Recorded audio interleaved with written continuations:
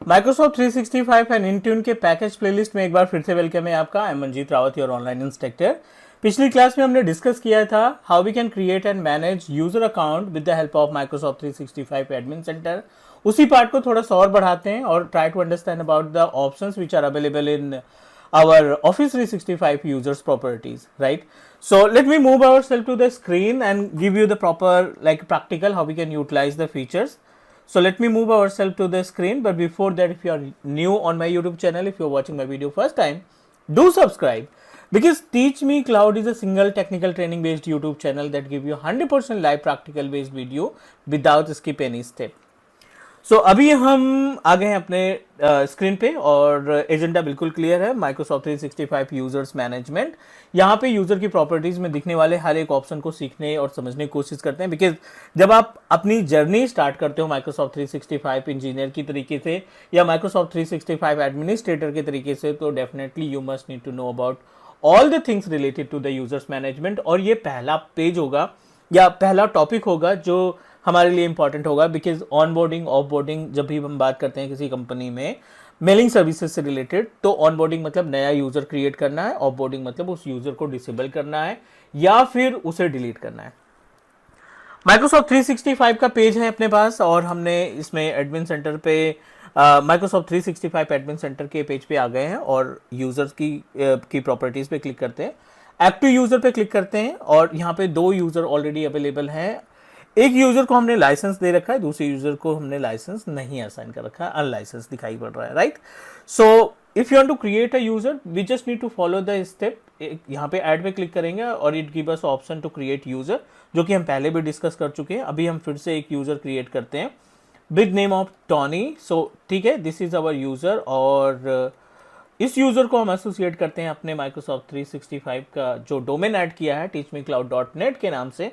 और I don't want to create automatic password, I am going to provide my own password. ठीक है, यहाँ पे मैं टेम्परेरी पासवर्ड भी खुद से प्रोवाइड कर रहा हूँ और let's proceed with next. Next create करने के क्लिक करने के बाद नंबर ऑफ लाइसेंसेस जो आपके पास हैं इस अकाउंट में, उनकी लिस्ट आ गई है। तो I am going to assign the licence to Tony user. यहाँ पे 25 लाइसेंसेस थे फ्री ट्रायल के और उसमें से हमने एक लाइसेंस असाइन कर दिया।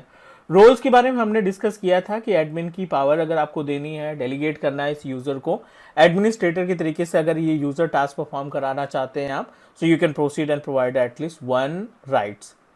नेक्स्ट करते हैं, I don't want to provide any kind of rights, क्योंकि हमारा जो एजेंडा है यूजर्स की प्रॉपर्टीज को समझना और साथ ही साथ आज हम बात करेंगे जो अदर ऑप्शंस दिखाई पड़ रहे हैं। अब देखिए यहाँ पे यूजर टेम्पलेट है, ऐड मल्टीपल यूजर है, मल्टी फैक्टर ऑथेंटिकेशन है, इन सभी के बारे में डिस्कस करते हैं।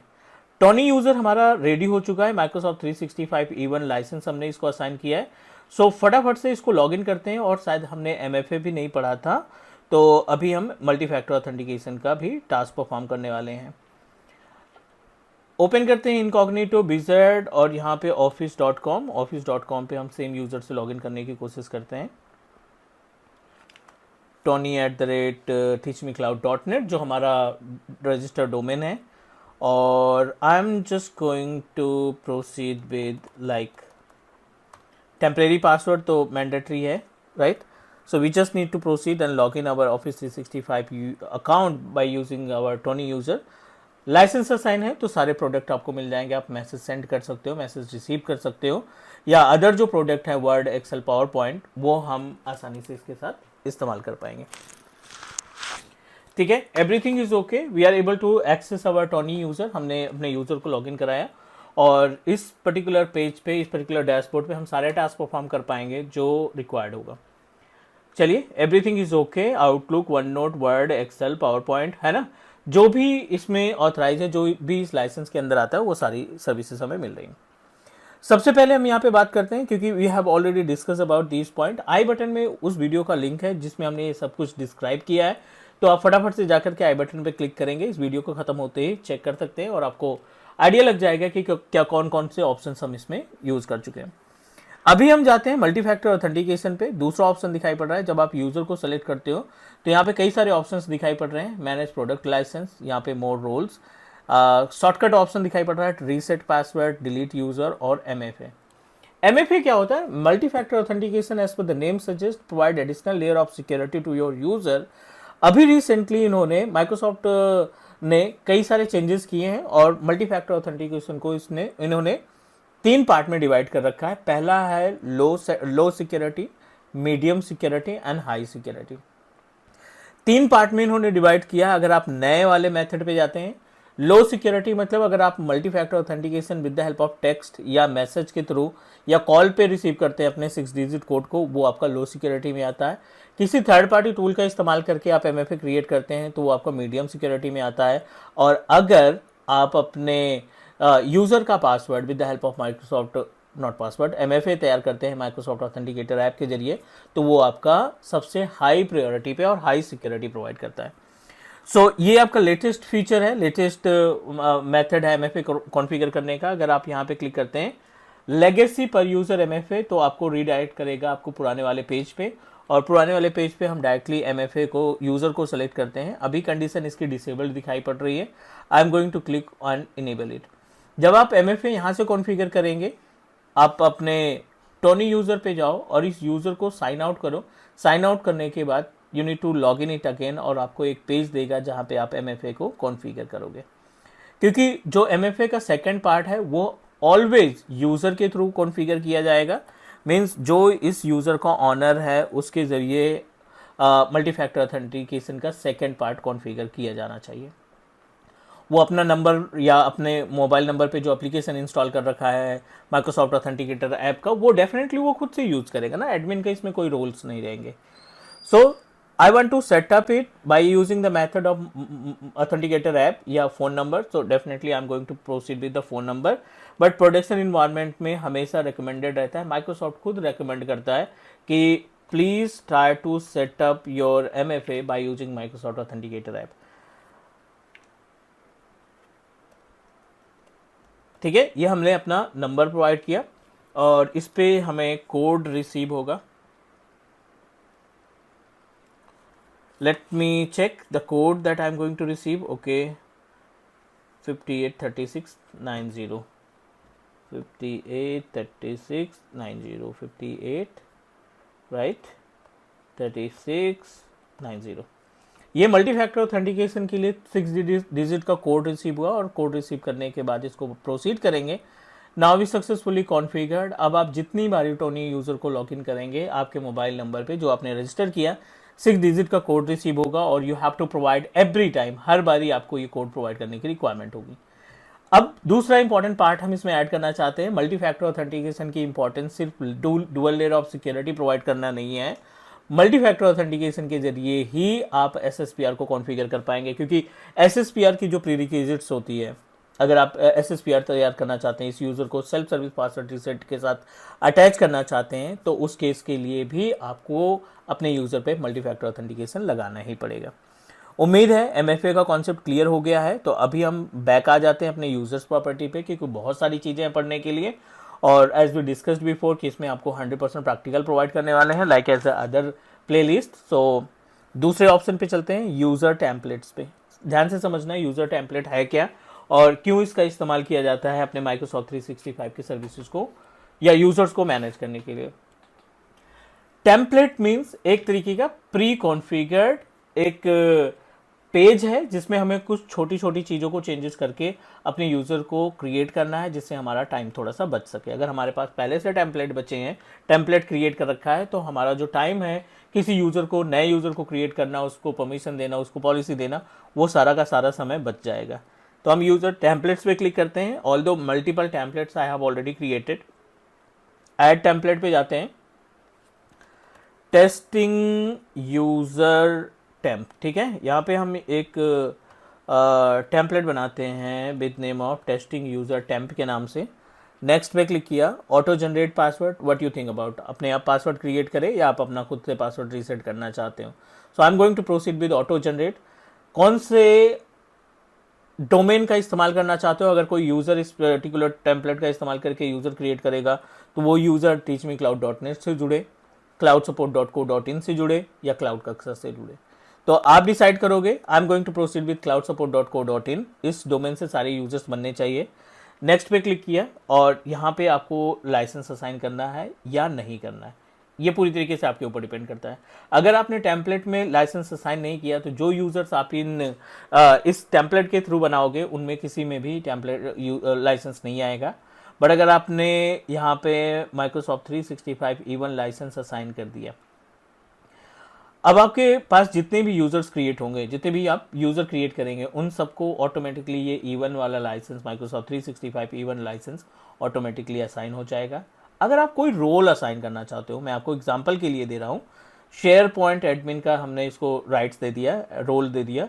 अब आप इस टेम्पलेट से जितने भी यूज़र्स बनाओगे उन सभी को ये राइट्स मिलेंगे। यूज़र का डोमेन नेम रहेगा cloudsupport.co.in, लाइसेंस रहेगा माइक्रोसॉफ्ट ऑफिस 365 E1, और तीसरे नंबर पे क्या था, हाँ, रोल असाइन किया है शेयर पॉइंट एडमिनिस्ट्रेटर का।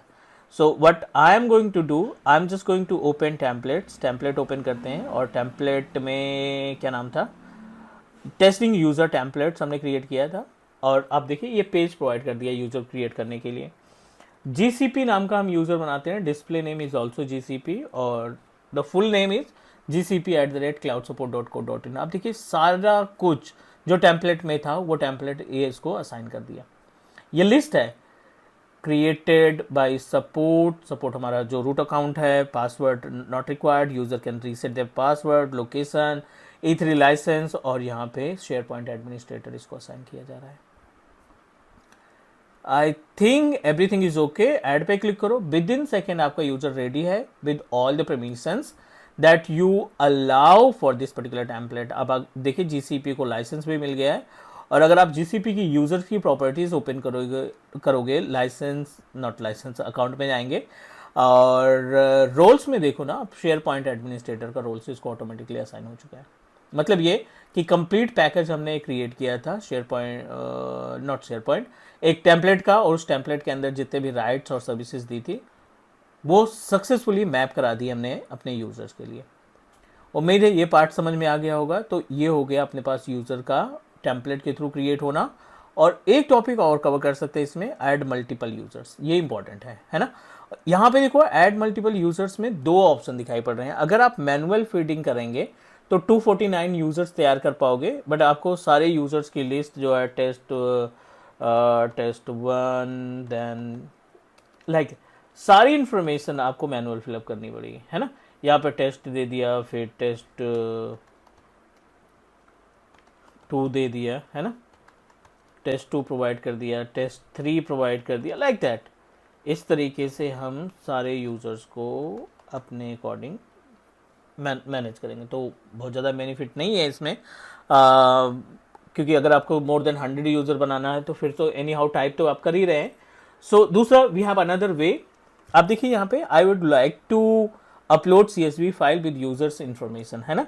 तो डाउनलोड ब्लैंक है और डाउनलोड विद इंक्लूड्स एग्जाम्पल्स, तो हम डेफिनेटली एग्जाम्पल वाला यूज़ करेंगे क्योंकि हम सीख रहे हैं माइक्रोसॉफ्ट 365 सर्विसेज को यूटिलाइज करना। अभी हम इसको ओपन करते हैं जो CSV फाइल डाउनलोड की है विद एग्जाम्पल, और उसमें कुछ एडिटिंग करेंगे। जितने भी नंबर ऑफ यूज़र्स आपको क्रिएट करना है उन यूज़र्स की लिस्ट हम प्रोवाइड करेंगे। दिस इज़ द टेम्पलेट, और इसके लिए अगर आप विंडोज़ यूज़ कर रहे हैं तो आपके सिस्टम में एक्सेल का इंस्टॉल होना ज़रूरी है, तभी आपका CSV फाइल ओपन होगा, ठीक है। तो यहाँ पे हम क्या करते हैं, I am going to provide information about, यहाँ पे हम इंफॉर्मेशन प्रोवाइड करते हैं नंबर ऑफ यूज़र को 1 2 3, ठीक है। 3 अलग अलग यूज़र हम यहाँ पे क्रिएट करते हैं। पहला यूज़र नेम क्या होगा, कोई सा भी name, like I am going to proceed with name of Raj, और इसको हम रखना चाहते हैं अपने डोमेन teachmecloud.net के साथ।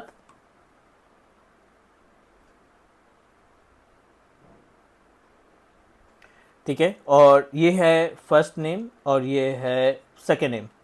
सो SINGH, कोई सा भी नाम दे दो, आपके ऊपर डिपेंड करता है। डिस्प्ले नेम में हमने ये दे दिया, ठीक है।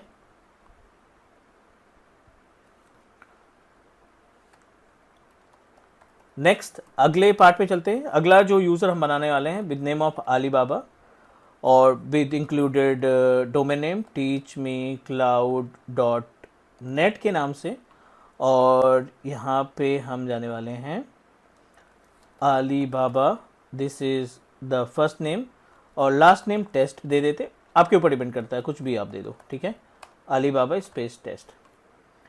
तीसरा, 3 यूज़र क्रिएट करते हैं हम यहाँ पे और एक यूज़र क्रिएट करते हैं विद नेम ऑफ एज्योर। यहाँ पे नाम दे देते हैं एज्योर एट teachmecloud.net के नाम से। यहाँ पे हमने दे दिया एज्योर फर्स्ट नेम में, लास्ट नेम दे दिया क्लाउड, और यहाँ पे फुल नेम में एज्योर क्लाउड दे देते हैं, ठीक है ना। आई डोंट थिंक कि इससे ज़्यादा इन्फॉर्मेशन आपको प्रोवाइड करनी। If you want to provide like as a attributes, इसका आप प्रोवाइड करना चाहते हैं ना, एट्रीब्यूट्स के लिए फिर आप यहाँ पे जो भी मतलब लिस्ट आप देना चाहते हैं, you can do that. Information technology या फिर या ऑफिस का नंबर, ये सारी चीज़ें आप प्रोवाइड कर सकते हैं। तो पहले की रिक्वायरमेंट है नहीं, क्योंकि contoso.com का नाम के कोई भी हमारे पास जो है डोमेन है नहीं, तो हम इसको, इस वाले कॉलम को ही ना डिलीट कर देते हैं। We don't want to proceed with this one, इस रो को सॉरी डिलीट कर देते हैं। और फाइल पे जाओ, एक्सपोर्ट पे जाओ और इसको CSV फाइल के फॉर्मेट में डाउनलोड करना है हमें। CSV फाइल के फॉर्मेट में डाउनलोड करना है, थोड़ी सी यूनिक लोकेशन दे देते हैं क्योंकि I created multiple folders. CSV में क्या है, ठीक है, इसी पे रख देते हैं, CSV वाले फोल्डर में रख देते हैं ताकि हम आसानी से यूज़ कर सके। डेमो बल्क नाम दे देते हैं इस फाइल का, ठीक है। डेमो बल्क के नाम से हमने सेव कर लिया। देखते हैं, ये ऑप्शन तो हमें यूज़ नहीं करना है, तो आप ब्राउज़ करो और जिस भी लोकेशन में आपने यूज़र क्रिएट किया था डेमो बल्क के नाम से, चेक करते हैं क्योंकि एरर आने के चांसेस रहते हैं, ठीक है ना। बट अगर आपने सारी इन्फॉर्मेशन सही से प्रोवाइड कर रखी है तो आई डोंट थिंक कि कोई एरर आएगा। इंतजार कर लेते हैं। बल्कि यूज़र में लाइसेंस देना है, बिल्कुल जो जितने भी यूज़र्स आएंगे हम सबको लाइसेंस देना चाहते हैं। सो लाइसेंस वाला पार्ट दे दिया हमने और ऐड पे क्लिक किया। 3 यूज़र एक साथ बनने चाहिए जो अभी हमने ऐड किए थे CSV फाइल में, और ये बल्क ऑपरेशन है। As a office 365 admin, as a office 365 engineer, ये आपकी रिस्पॉन्सिबिलिटी बनती है कि आप इसको क्रिएट करो। आई थिंक हमने कुछ दूसरा, अलीबाबा टेस्ट एज्योर है ना, और ये हमने क्रिएट किया और ये इन्फॉर्मेशन हमने प्रोवाइड की थी मैनुअल। 1, 2 और राज, ये 3 हमने CSV से दिया था। टेस्ट 1, टेस्ट 2, टेस्ट 3 हमने मैनुअल दिया था। सारे यूज़र मतलब 6 यूज़र एक साथ क्रिएट किए, 3 हमने मैनुअल सेटअप किया था, 3 को CSV फाइल से इस्टेब्लिश किया था। तो ये अपने पास हो गया रेडी। उम्मीद है कि अभी इस क्लास में जो हमने डिस्कशन किया वो सही तरीके से समझ में आ गया होगा। डन करते हैं, आज के लिए इतना है। आप यहाँ तक तैयारी करो और नेक्स्ट कल मिलते हैं अगली क्लास में, डिस्कस करते हैं more about it. Do subscribe your on YouTube channel Teach Me Cloud. Bye bye guys, take care.